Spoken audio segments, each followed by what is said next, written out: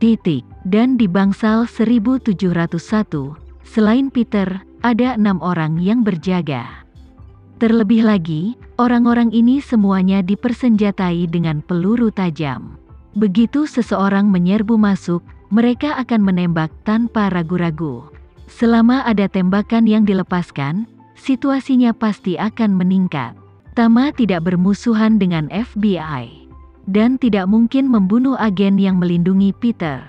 Jadi kalau hal ini dipaksakan pada dasarnya tidak ada solusinya.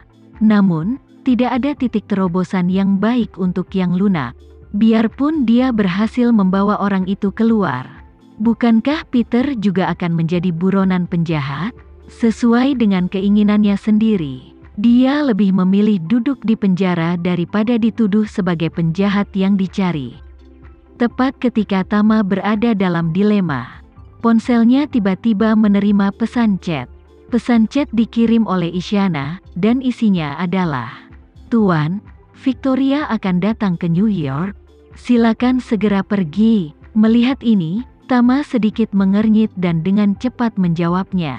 "Kapan itu terjadi?" Isyana dengan cepat menjawab, "Baru saja. Pesawat istimewanya lepas landas dari Buenos Aires. Saya memeriksa aplikasi rute dan menemukan bahwa pesawat terbang langsung ke New York." Tama tidak menyangka Victoria akan datang langsung mencari si Fang Baozuang kali ini. Dan dia merasa sedikit gugup. Karena Black Mamba telah menempatkan orang-orang di rumah sakit Manhattan. Tama berspekulasi bahwa begitu Victoria datang ke New York, dia pasti akan datang ke rumah sakit untuk menemui Peter. Peter masih bisa menyelamatkan nyawanya di tangan keluarga Rothschild. Namun di tangan Victoria, sama sekali tidak ada peluang untuk bertahan hidup. Terlebih lagi, Victoria harus memiliki kemampuan untuk membuatnya menceritakan semua yang dia ketahui. Jadi, Tama bertanya pada Isyana, "Berapa lama waktu yang dibutuhkan untuk terbang dari Buenos Aires ke New York?"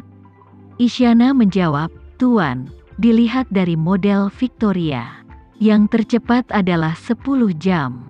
Tama berkata, dibutuhkan 10 jam untuk terbang. Dan dibutuhkan setidaknya setengah jam untuk keluar dari Bea Cukai. Dibutuhkan tepat 11 jam untuk sampai ke tempatku." Isyana berkata, "Hampir sama. Tapi saya menyarankan agar Anda segera meninggalkan New York. Terlalu sulit untuk tetap di sana. Itu berbahaya." Tama berkata, "Aku belum bisa pergi kecuali aku bisa membawa Paman Peter pergi." Isyana berkata, "Kalau begitu Tuan Muda harus segera mengambil keputusan. Selesaikan semuanya dalam waktu 8 jam, lalu kita bisa mengungsi dengan tenang." Tama merasa sedikit khawatir. Dalam 8 jam, bisakah aku memikirkan cara yang cocok untuk membawa Peter pergi? Saat dia merasa sedikit bingung harus berbuat apa, Jack tiba-tiba menelepon Tama. Ketika panggilan tersambung, Jack berkata di ujung sana, "Tuan Renza, ayah saya telah mengajukan perwakilan ke polisi dan pengadilan. Dia telah mencabut semua tuduhan terhadap Peter. Mengklaim bahwa peralatan pengujian yang digunakan timnya rusak. Itulah masalahnya. Si Fang Baozan yang diberikan Peter kepadanya adalah si Fang Baozan yang asli, bukan palsu, jadi Peter akan segera dibebaskan." Tama bertanya, "Dibebaskan? Berapa lama waktu yang dibutuhkan untuk menyelesaikan situasi ini?" Jack berkata, "Menurut prosesnya, pembebasan juga memerlukan sidang pengadilan. Proses formalnya akan lebih lambat, tapi dampak dari kejadian ini terlalu buruk. Dan Departemen Kehakiman juga berharap untuk menyelesaikannya sesegera mungkin. Setelah diselesaikan, ayah saya juga mendesak mereka untuk melakukan sesuatu yang istimewa. Jadi pengadilan New York akan mengirimkan tim hakim untuk pergi ke rumah sakit untuk menjalani proses pengadilan dalam mengumumkan putusan. Mereka diperkirakan akan berangkat dalam beberapa jam. Semua waktu dihitung, mulai sekarang, dan akan selesai dalam 5 jam. Yaitu, sekitar jam 7 malam. Ketika Tama mendengar ini, dia langsung menghela nafas lega. Victoria masih punya waktu setidaknya 10 jam. Jika Peter bisa dibebaskan dalam 3 jam, kemudian dia bisa langsung meninggalkan Amerika Serikat. Ketika saatnya tiba, dia akan diatur untuk kembali ke Indonesia. Dan Victoria tidak akan berani mengejarnya. Terlebih lagi, meski Victoria berani mengejarnya, tidak masalah. Ia hanya perlu menunggu 2 atau 3 jam lagi sebelum berita kembalinya si Fang Baozuan ke Indonesia akan dirilis. Pada saat itu, Victoria tidak perlu lagi mengejar Peter. Dalam hati Tama, ada perasaan bahwa ada masa depan cerah. Saat ini, Tama mendengar ketukan di pintu dari bangsal seberang. Suara pintu dibuka terdengar, dan kemudian Tama mendengar seorang pria berkata di pintu, "Halo dokter, saya teman Frank. Saya datang mengunjunginya. Saya ingin tahu bagaimana kabarnya." Ketika Tama mendengar ini, lalu dia tahu seseorang dari Black Mamba akan datang lagi. Saat ini, dokter berkata, orang tersebut tidak sakit parah.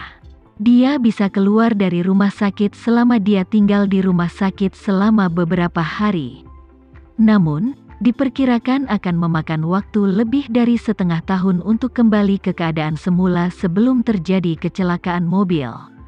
Pria itu berkata, "Saya tidak tahu.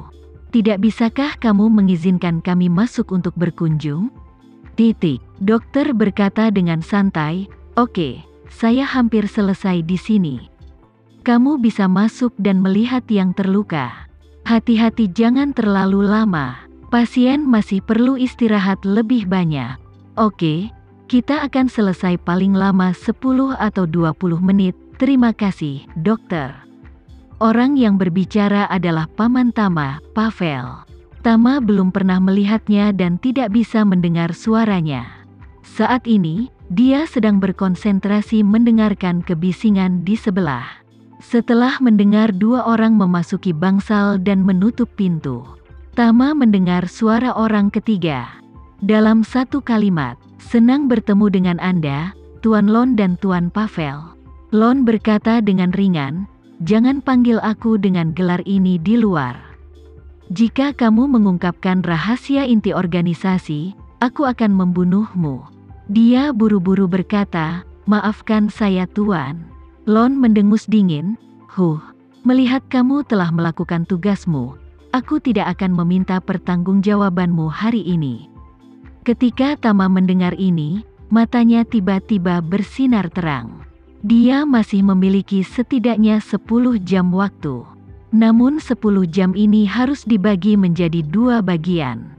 Langkah pertama, dia harus menunggu pengadilan datang dan menyatakan dia tidak bersalah.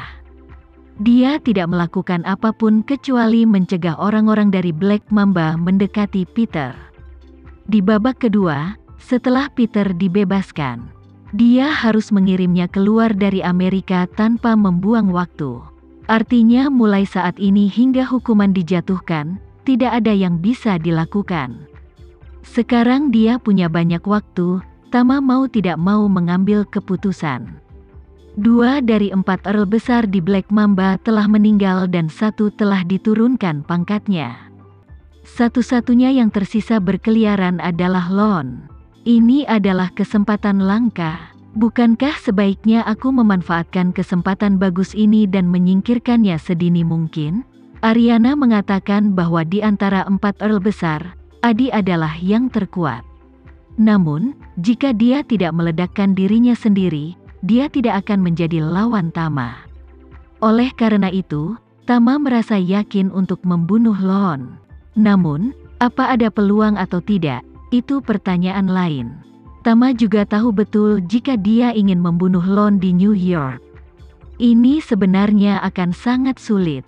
Bertengkar dengan orang-orang di pusat kota di kota tingkat pertama akan lebih banyak merugikan daripada menguntungkan. Itu mungkin disiarkan langsung di internet sebelum dia bisa membunuh Lon. Oleh karena itu, Lon tidak boleh melawannya secara langsung. Dan dia tidak bisa menggunakan sihir untuk membunuhnya dengan 1 pukulan. Sebaliknya, jika petir tiba-tiba menyambar seseorang hingga meninggal di rumah sakit Manhattan. Ini mungkin akan menimbulkan keributan.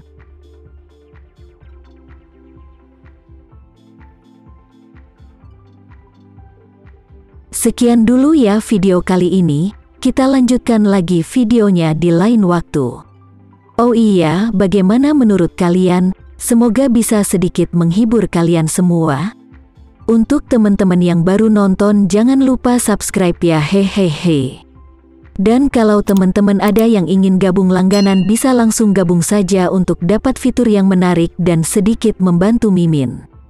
Terima kasih banyak sudah menonton, sampai jumpa lagi, bye.